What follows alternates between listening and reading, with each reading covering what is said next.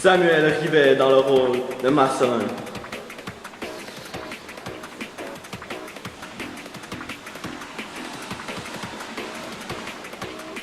Philippe Larchevêque dans le rôle du narrateur et camera guy.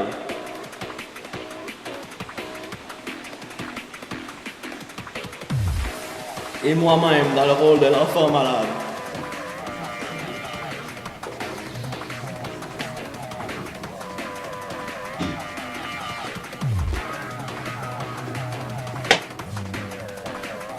Voir notre sujet.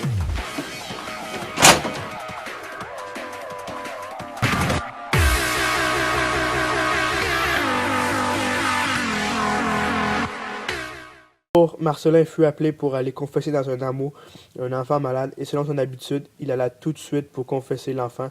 Il l'interrogea pour s'assurer s'il connaissait les dispositions nécessaires pour recevoir le sacrement. Il ne fut pas peu surpris de voir qu'il ignorait les principaux mystères et qu'il ne savait même pas s'il y avait un Dieu. Tes parents m'ont envoyé une lettre car ils m'ont dit que tu ne savais rien à propos de la religion et les mille et une choses qui viennent avec.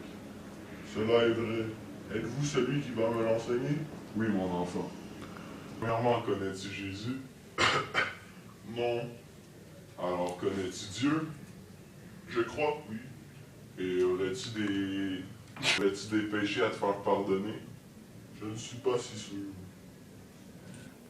L'instruire ou le confesser, ce ne fut qu'avec de grandes difficultés qu'il lui apprit les choses les plus indispensables, car l'enfant était si mal qu'il comprenait à peine ce qu'il lui disait.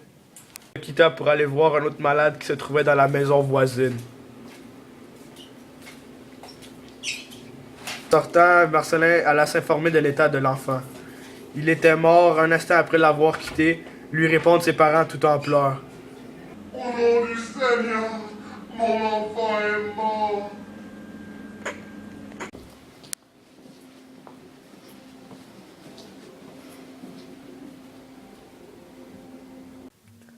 Marcelin s'en alla tout pénétré de ses sentiments et en se disant souvent à lui-même combien d'autres enfants sont toujours dans les mêmes positions et courent les mêmes périls parce qu'ils n'ont personne pour les instruire des vérités de la foi.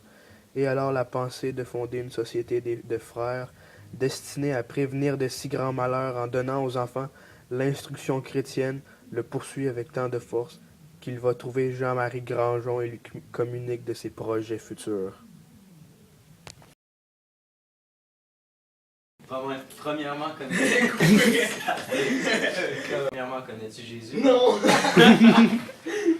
Bon, en sortant, Marcelin alla s'informer. Oh. Sans sonner, là.